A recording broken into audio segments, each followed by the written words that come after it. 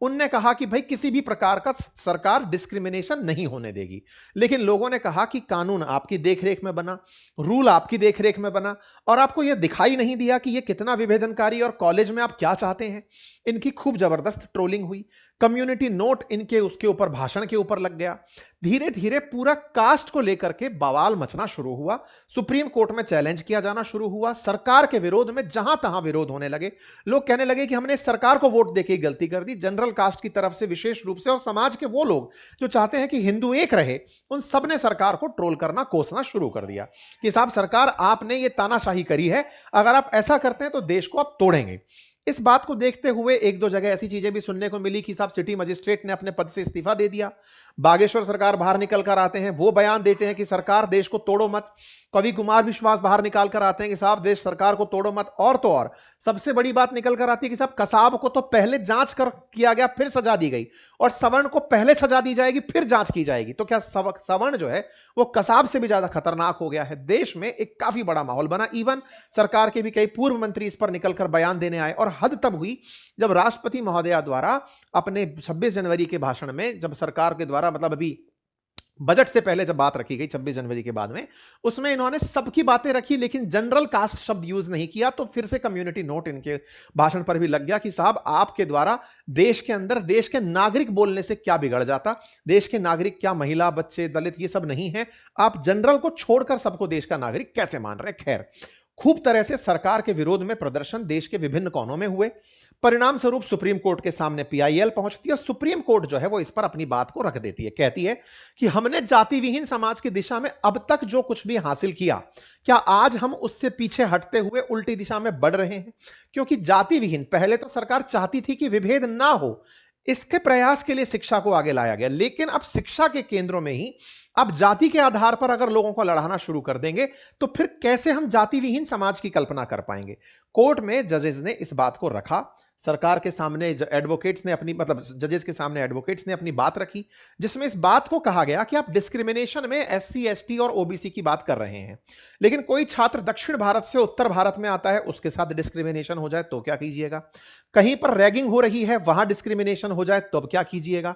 मतलब कुल मिलाकर के तमाम प्रकार के भेदभाव समाज में व्याप्त हैं, उनको आप कैसे आंसर करेंगे, आप जाति के आधार पर कैसे लड़ा सकते हैं। कुल मिलाकर वकीलों की दलीलें काम आई। सुप्रीम कोर्ट ने सबको ध्यान से सुना और केंद्र को नोटिस जारी करके कहा कि 19 मार्च को फिर से सुनवाई करेंगे, लेकिन तब तक के लिए इस मामले को रोक दिया गया है। हमने इसकी जानकारी आपको ट्वीट करके भी दे दी थी और कहा कि यह प्रावधान अस्पष्ट है और इसका दुरुपयोग की ज्यादा संभावना है। ऐसे में इन नियमों को दोबारा से ड्राफ्ट करें, तब तक के लिए इनका एग्जीक्यूशन स्थगित किया जा रहा है। सुप्रीम कोर्ट इसके चलते ट्विटर पर ट्रेंड करने लग गया। बीजेपी के एक नेता जो कि पहले भी इस कारण से ट्रोल हो रहे थे, जब वो ये कह रहे थे कि इसी सरकार ने 10% ईडब्ल्यूएस को आरक्षण दिया था, भूल जाओगे, तो लोगों ने कहा कि आप पिछले काम को आज के काम से कैसे रिलेट कर रहे हैं। तो इन्होंने अपने ट्वीट में कहा कि सुप्रीम कोर्ट ने वही किया जो मैंने कहा। लोगों ने इनको इस पर पकड़ लिया। तो क्या सुप्रीम कोर्ट, सांसद महोदय, आपकी सुन रही है? ऐसे में खैर सत्ता पक्ष के साथ साथ समझदारी विपक्ष की भी कही जाएगी।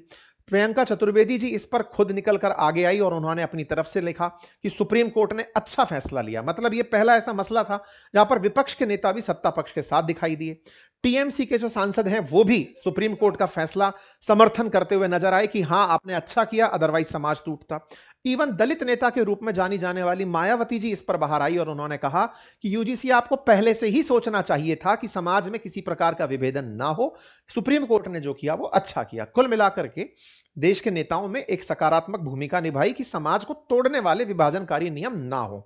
खैर, दक्षिण के नेता जो एम के स्टालिन हैं, उन्होंने फिर से इन नियमों का विरोध किया है। उनकी राजनीति दलित वोट के आधार पर ज्यादा अच्छे से चल रही होगी। खैर, सुप्रीम कोर्ट ने यूजीसी को लेकर जो फिलहाल नियम दिए, इनकी तारीफ होनी चाहिए। लेकिन फिलहाल सवाल सबसे बड़ा उससे ऊपर है, वो ये कि माननीय ये स्थिति आती ही क्यों है। आपके नियमों को आपने कहा, फिर आपने लागू किया, फिर पलट दिया। आपने फिर इस तरह की स्थिति बनाई। कल को आप प्रेशर में काम करने लगेंगे। आपने अरावली की परिभाषा दी थी, जब जनता का प्रेशर बढ़ने लगा आप फिर पलट गए। आपने दिल्ली के प्रदूषण, इस पर हमने खूब ज्यादा जानकारी आप लोगों के साथ साझा की। और तो और ये एमएलए वाला उन्नाव का सेंगर का जो मामला था, इस मामले में भी कोर्ट को पलटना पड़ा। सुप्रीम कोर्ट से रिक्वेस्ट यही रहेगी समस्त भारतीयों की कि कृपया करके न्याय केवल शब्दों में ना हो, होता हुआ दिखे। समस्त भारतीय आपसे रिक्वेस्ट करते हैं कि कृपया करके आप जब गाइडलाइंस बनाएं या जो भी आपकी तरफ से समाज को प्रभावित करने वाले नियम हैं, उनको प्रॉपर तरीके से, आपके पास विद्वान लोगों की पूरी फौज है, उनसे उनका अध्ययन करवाएं, ताकि किसी प्रकार से देश के अंदर कानून व्यवस्था बिगड़े ना, देश की एकता ना बिगड़े, देश संयुक्त रूप से देश को विकसित भारत की तरफ ले जाने में मदद मिले। फिलहाल के लिए इतना ही। बाकी उम्मीद करता हूं कि आप समस्त भारतीय भारतीय एकता के साथ आगे बढ़ेंगे। चैनल पर नए हैं तो सब्सक्राइब कीजिए, साथियों के साथ साझा कीजिए। हमारी एक पुस्तक अपनी पाठशाला एप्लीकेशन पर उपलब्ध है, जिसकी जबरदस्त मतलब फीडबैक मार्केट में उपलब्ध है। आप इसे यूज कर सकते हैं, मंगा सकते हैं। बहुत ही अल्टीमेट हमने किस्त मैपिंग की बनाई है, जिसमें कि बुलेट पॉइंट्स के साथ सारी जानकारियां उपलब्ध हैं। Thank you.